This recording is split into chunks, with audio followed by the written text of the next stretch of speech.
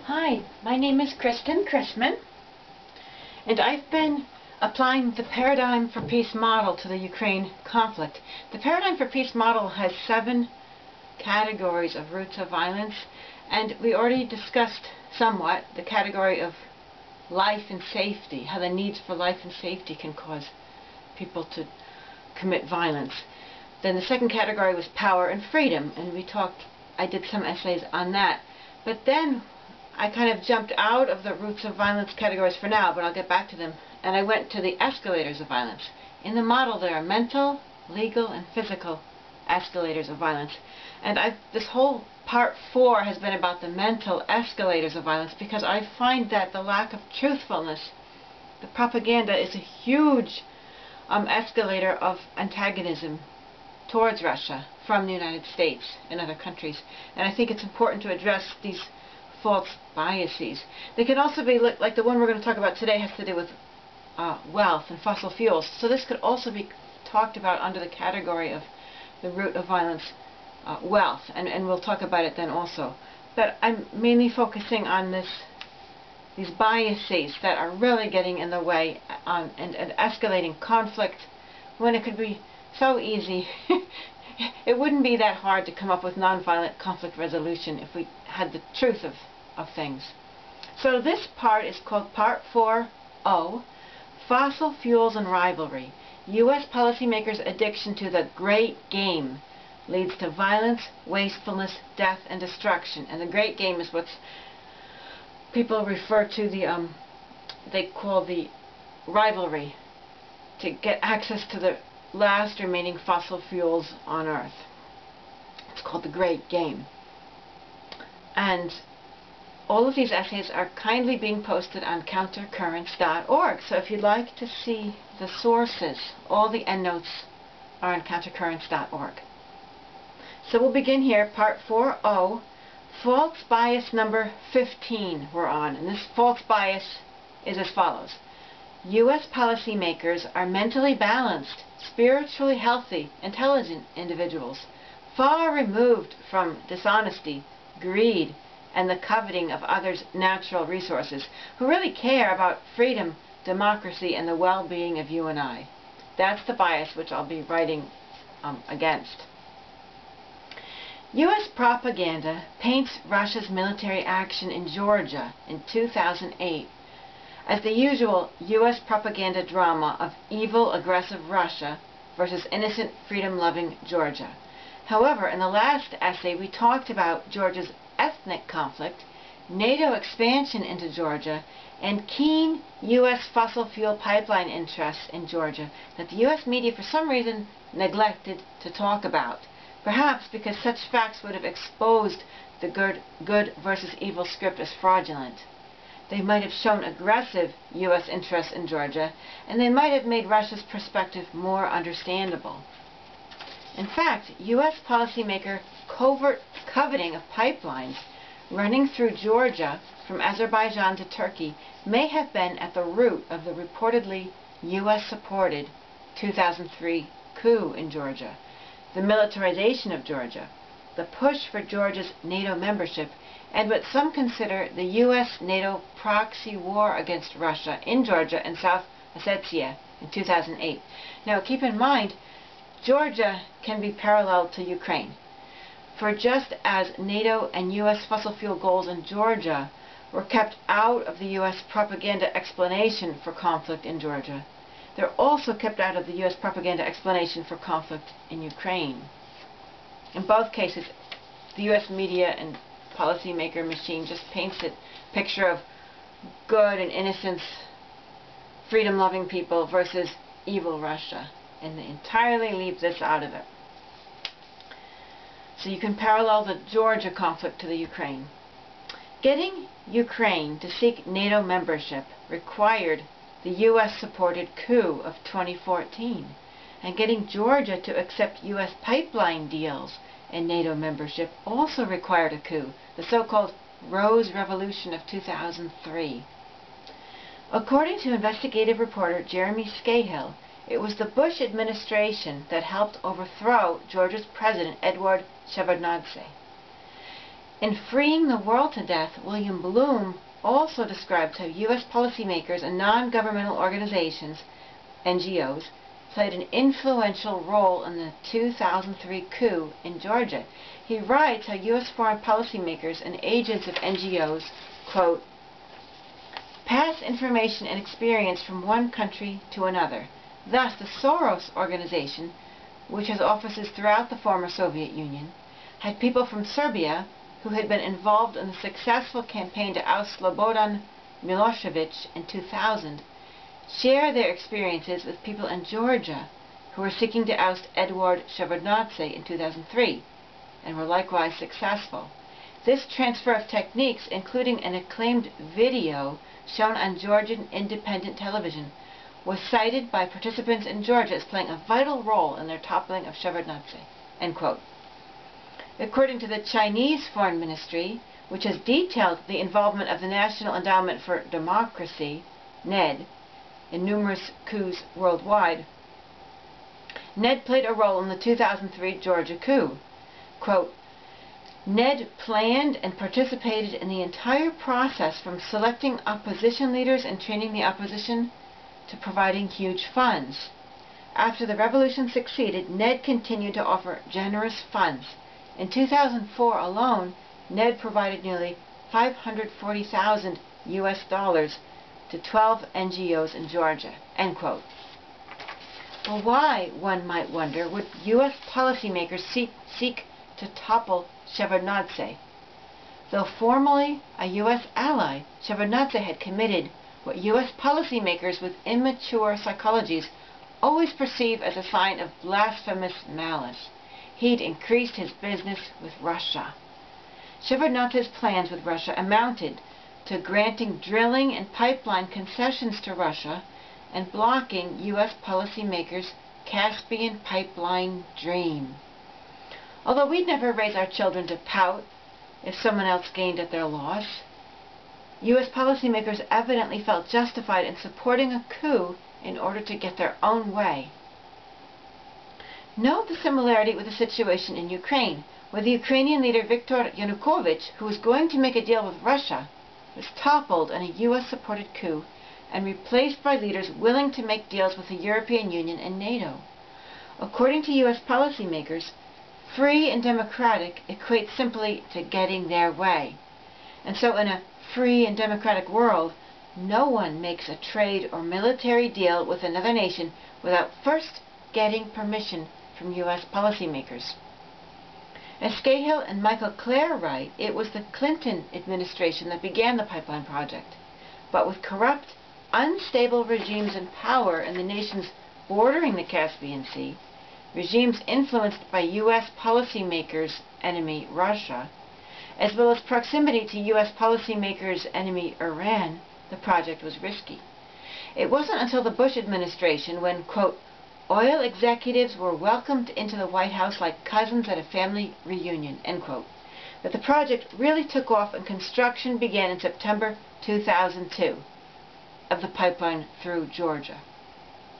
Scahill remarks on how the Bush administration tried to reduce dangers to the project from various potential enemies and, quote, made a number of moves that would result in at least one regime change in the region and the deployment of forces of Blackwater and other U.S. war-servicing firms to protect what would be one of Washington's most ambitious power grabs on former Soviet territory, end quote.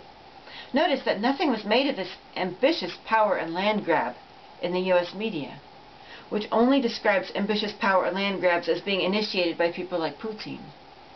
But the U.S. Caspian pipeline dream was endangered by Shevardnadze himself. A June 2003 article on EurasiaNet by Jabba Devdariani describes how Shevardnadze and Alexei Miller, CEO of Russia's natural gas giant Gazprom, made a handshake agreement in May 2003 and announced they'd sign a new strategic partnership, quote, committing the Russian conglomerate to multi-million-dollar upgrades to gas pipelines from Russia to Armenia and to Turkey, end quote. However, the Georgia-Gazprom partnership would compete with another pipeline project led by Anglo-American conglomerate BP and Norway state oil company Statoil.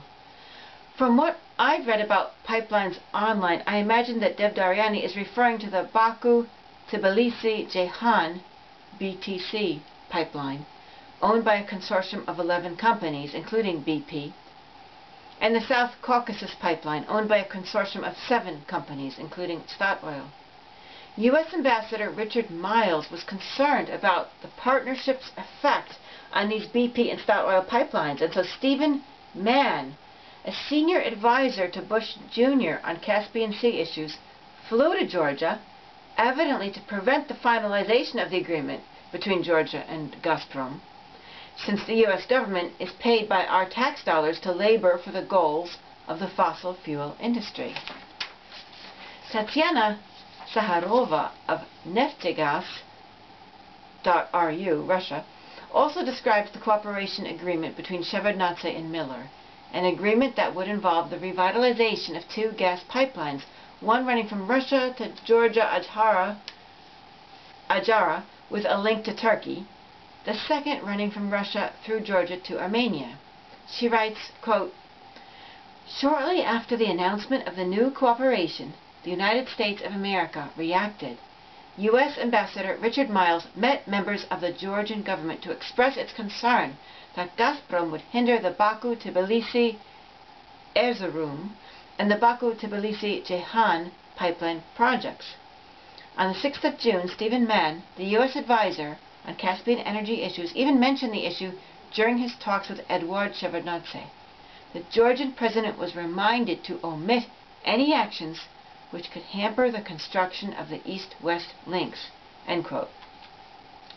Devdaryani writes, quote, "For Georgia, a Gazprom deal carries several risks, including, as Mann's visit would seem to confirm, incurring the displeasure of the United States. Washington is now Tbilisi's main supplier of security assistance. Some political observers suggest a Gazprom pact could scuttle Georgian efforts to integrate into the NATO alliance," end quote.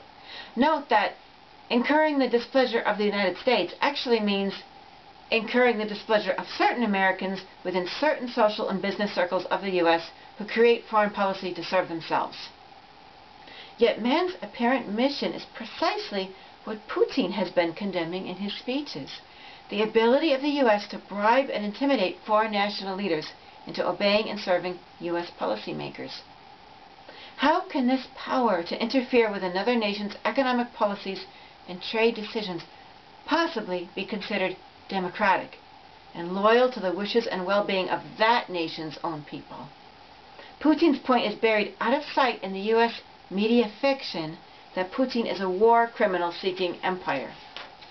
Yet, as Michael Meacher writes in The Guardian, the BTC pipeline, whose primary contractor for engineering, procurement, and construction was Bechtel, is an environmental, political, and economic time bomb that has run over the civil rights of people throughout the corridor in which it has been built. It travels through more than a dozen active faults, ripe for earthquakes, in Azerbaijan, Georgia, and Turkey. Safety concerns were raised by faulty materials used in construction. Expropriation of land occurred even before agreements had been made over compensation with the local people.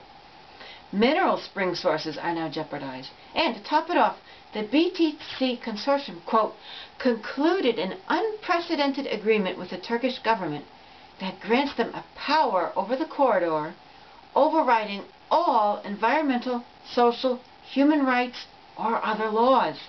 In effect, it strips local people and workers of all civil rights, end quote. How can these people not feel ashamed? Can you imagine raising a child and teaching them to take their neighbors' possessions, dig up their yards, poison their water, and then force them to move? Why is this behavior not recognized as unacceptable on the international level of relations? Why is BTC Consortium repeating what the U.S. government did to the Native Americans for the sake of personal profits from railroad, mining, and territory? If the BTC Consortium were engaged with us in cooperative dialogue, how would they defend their perspective and actions? Do they find this essay inaccurately or unfairly skewed against them? Do they care about the people whose land they took? Why do they so fervently seek to build pipelines, even though it risks tremendous hostility and violence as well as environmental damage? What do they have to say for themselves? And again, that's part of the Paradigm for Peace model, is this idea of cooperative dialogue. I mean, say with boldness your views and the strengths of your views, but listen to the other side, because what I've learned, the way I'm thinking, what I've read, may be skewed in some way that I can't see. And there's always more complicating factors to learn from the other side. And that's how you can actually come up with nonviolent conflict resolution, not only between U.S. and Russia, but between those of us who dislike what BTC Consortium is doing and the BTC Consortium. Because maybe there's people within that consortium that also like some of the things I'm saying. Maybe somehow we can work this thing out to build on the strengths and contain the evils that are going on. And again, when you listen to them, they could be lying. When you listen to Russia, they could be lying. When you listen to Biden, he could be lying. But you want to listen to what they're saying and hear them out and try to work with them. And they should hear people like me out too. The enormous hypocrisy here is that U.S. policymakers continue to accuse Putin of being the undemocratic one. And this free market capitalism, as I see it, this freedom of private consortiums to dictatorially strip people of all their rights, to be bigger than big government, and use government as their servant to topple leaders who won't make deals with them, to take away people's land and clean water, to subject people to even greater harm from an earthquake thanks to the presence of pipelines. All this is the beautiful, predatory freedom we're taught to adore and spread to other lands through coups, economic sabotage, and invasions. Meanwhile, man, who was, quote, heavily involved in realizing the Baku-Tbilisi-Ceyhan BTC pipeline and in the successful launch of the Caspian Sea Consortium line, end quote, joined ExxonMobil Corporation's International Government Relations Group in 2009. Such movement from government to business, as well as to the military, is extremely common in the U.S. government, making the submissive submerging of U.S. foreign policy and the submerging of the American and foreign population's interests to the interests of business deceptively seem to its players like a win-win symbiotic merging. But it's not merging, it's a submerging to business interests. It should come as no surprise to those who know the ways of U.S. foreign policymakers that Shevardnadze was forced to resign in November 2003 in the Rose Revolution, and a pro-U.S. regime came to power. As Scahill describes, quote, in 2003, the Bush administration helped overthrow the government of a longtime U.S. ally, President Edward Shevardnadze of Georgia. The first telephone call the new acting president, Nino Burjanadze, made when she took over from Shevardnadze was to oil giant BP to, quote, assure them the pipeline would be okay, end quote, and end of the entire quote. Consequently, the Caspian pipeline dream was back in action. But not only that, U.S. policymakers initiated another Cold War move with a covert seizing of Georgia from Russia's sphere of military, political, economic, and social cooperation. Russia's bases in Georgia were closed. U.S. policymakers increased military aid to Georgia. Georgia sent 500 troops to Iraq to support the U.S. stupid invasion and occupation, and U.S. policymakers presumably were grinning from ear to ear and high-fiving over the victory of those now meaningless words, freedom, liberty, and democracy. U.S. policymakers should be using our taxes to research alternative forms of energy, or to refocus on muscle energy. But instead, Michael Clare remarks, Georgia became in essence a U.S. military protectorate. Quote, we've poured hundreds of millions of dollars into beefing up the Georgia military, and this is unmistakable in the State Department and military, Department of Defense justifications for arming the Georgia military. specifically to protect the BTC pipeline against sabotage and attack. So looking into the Pentagon and State Department documents, there's no question that this is about energy security, not about democracy or human rights or the other justifications that have been given." End quote. You know, when we hear now in Ukraine, oh, it's for freedom. We're supporting the Ukrainians to fight for their freedom. It's not about freedom. Is there definitive proof that U.S. policymakers caused the overthrow of Shevardnadze and ushered in their own puppet? What words and actions did the National Endowment for Democracy and the Soros Organization take with regard to Georgia? What's entirely immoral as well are the double standards. If two American companies were competing within the U.S. for a market, they wouldn't be allowed to launch a coup in order to get a U.S. president in power who'd promote their corporation. So why do U.S. companies think they have some special right to strong-arm foreign nations? Because they're foreigners? Does that mean they're beneath Americans? They're not deserving of equal or greater dignity, respect, and justice? With at least 3 sources pointing to U.S. collusion in the 2003 Georgia coup, can the matter of U.S. involvement in that coup be honestly and vigorously scrutinized in national and international hearings and publicized in the media?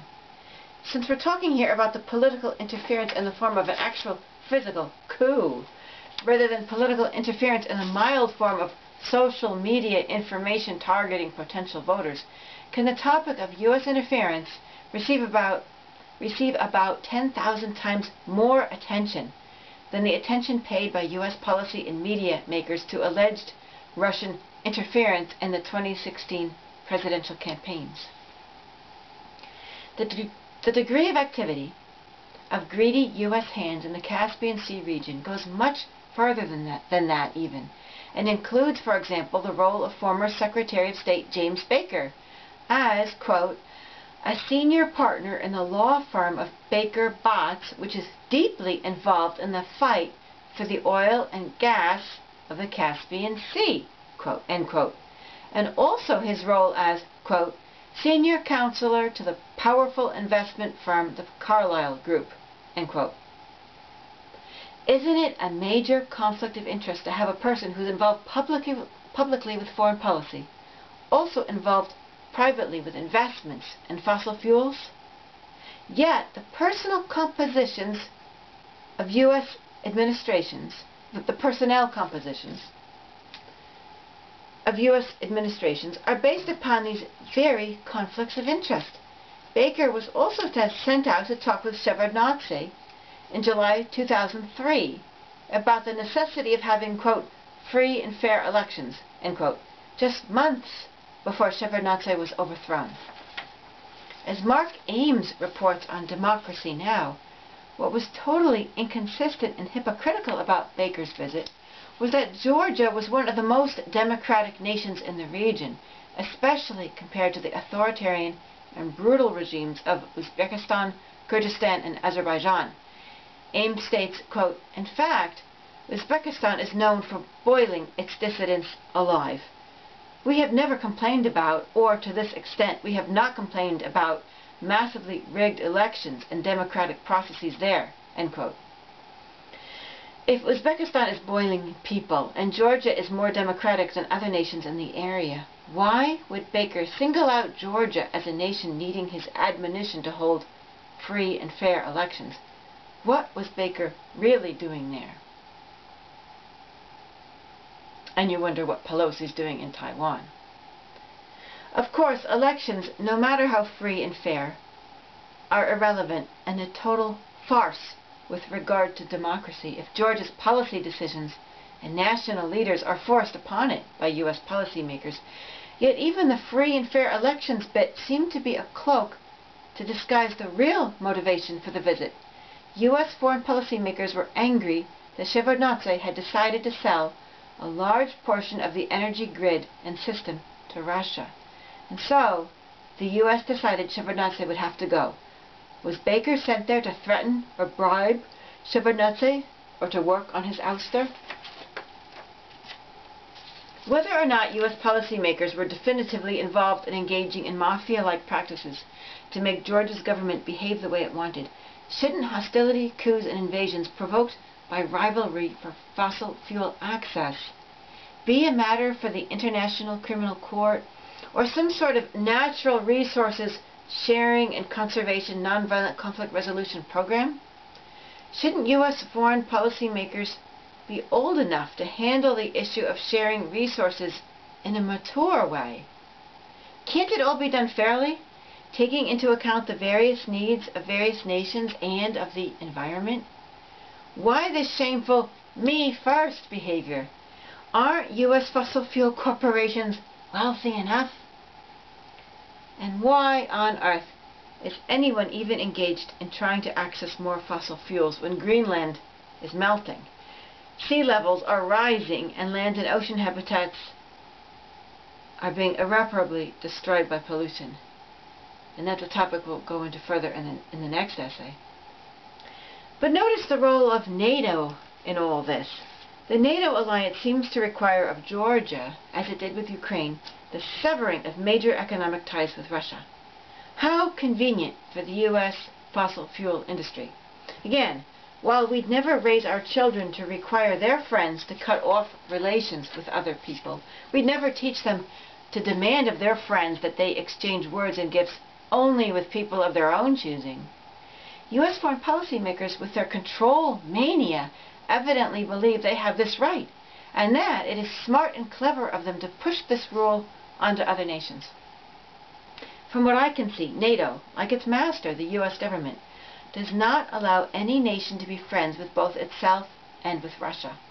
After all, such an agreement would not only spell out fewer profits for U.S. corporate leaders, but it would undermine the permanent state of conflict that NATO needs to justify its existence, and to keep a state of hostility brewing that can then serve as a pretext for military, political, and economic attacks against Russia.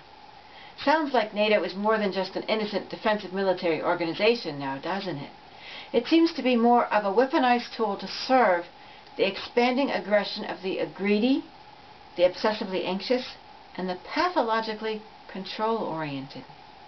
In fact, in his article, Chomsky and the United Nations Warn of Collapse, Robert Hunziker quotes Chomsky, quote, "It's not widely known, but in the post-Cold War era, NATO formally undertook an expanded mission based upon the following dictum by the Secretary General, quote, to guard pipelines that transport oil and gas that is directed for the West, and more generally to protect sea routes used by tankers and other crucial infrastructure of the energy system."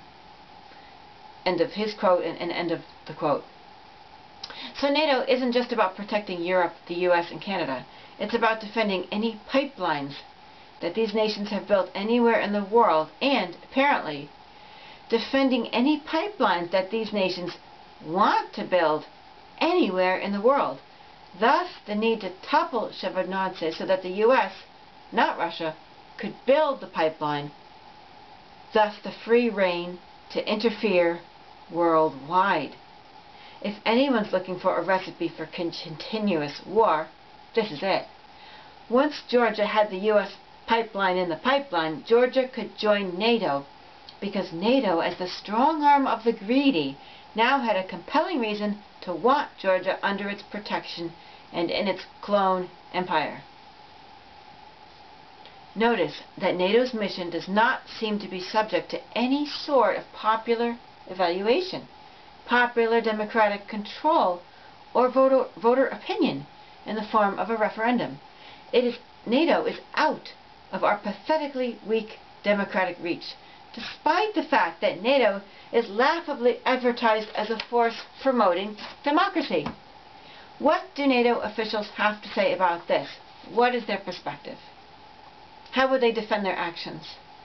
Are there any points within this essay that they'd agree with?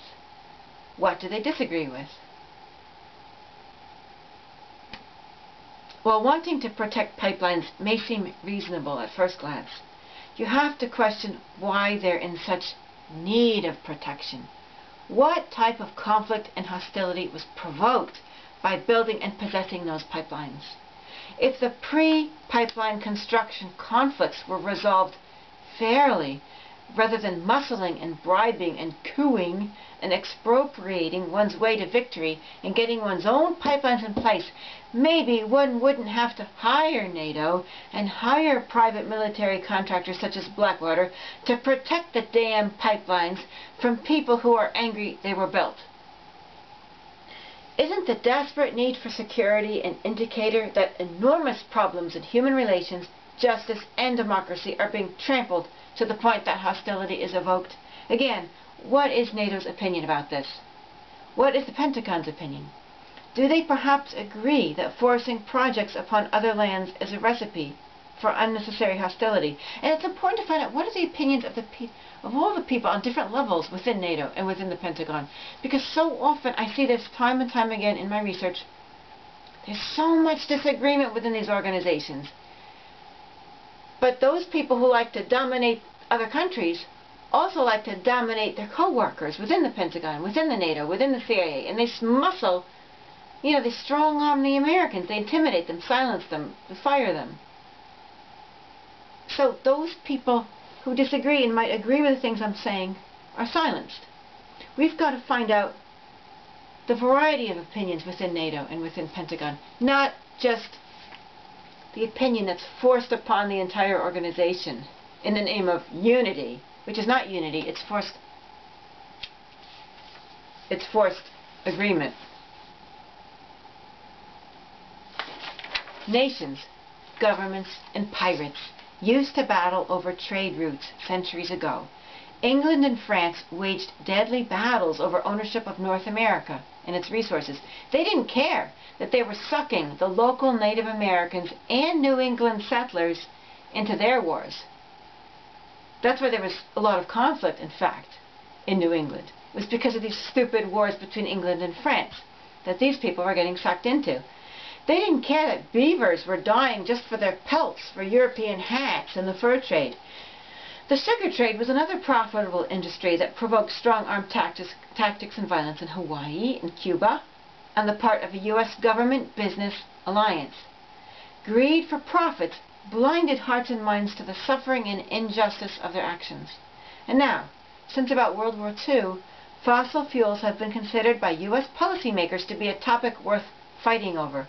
And U.S. policymakers aren't concerned that Ukrainians and Georgians are dying over energy markets, and Russians are dying over energy markets, or that numerous species of life are dying out because of the pollution and habitat loss.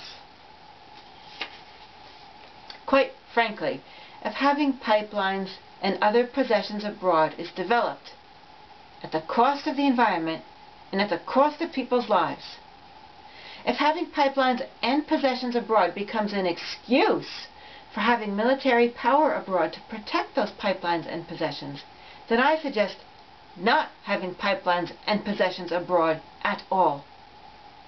Let the locals decide who will build the pipelines and who will protect them, if they want the polluting things at all. And by all means, don't use our taxes to support the installation and military protection of these pipelines. Why should we subsidize the fossil fuel industry, especially when we're not even asked our opinion on the matter? No taxation without representation was one grievance the American colonists had against the British Empire. Even though that fundamental principle of democracy went down the drain more than a century ago, we've got to get it back in action. While U.S. policymaker and businessmen access to pipelines is an issue of wealth, that access to wealth and economic power can then be wielded as a powerful tool of political power.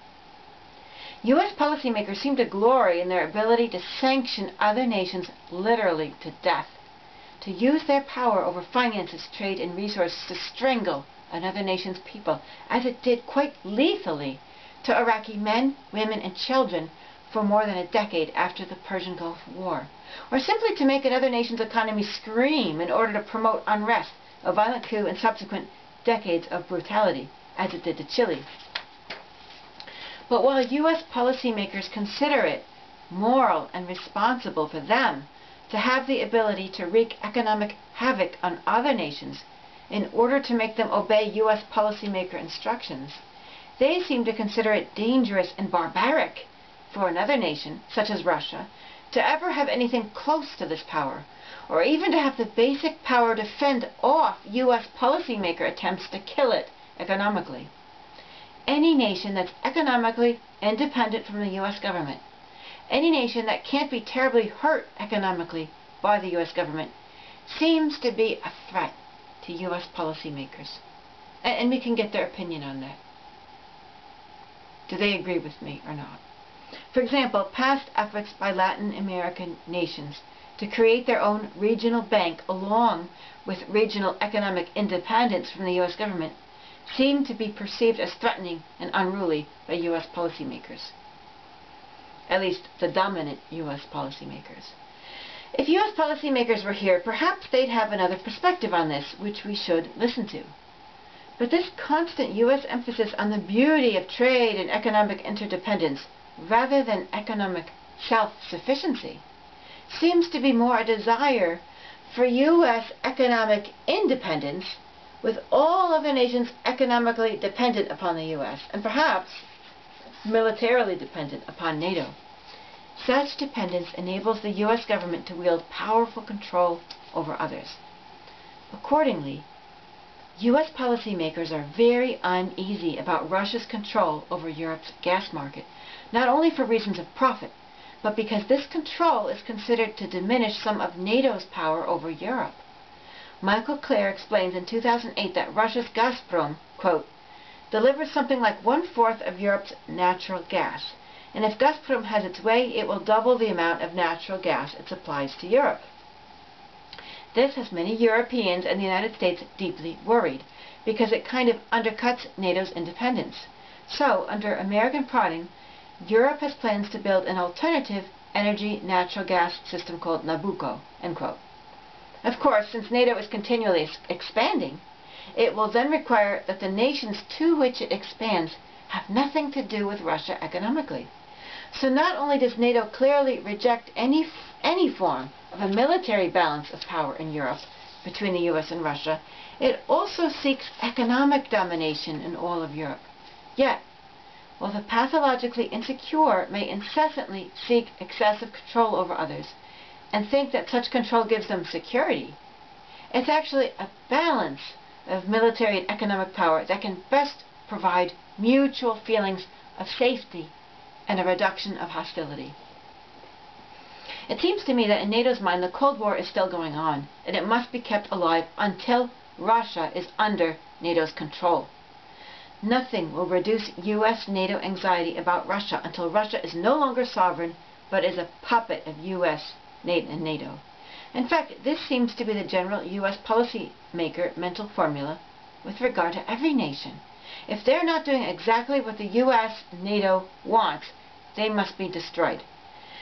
It's a policy with a mission of extreme control that is based upon severe, irrational, obsessive anxiety.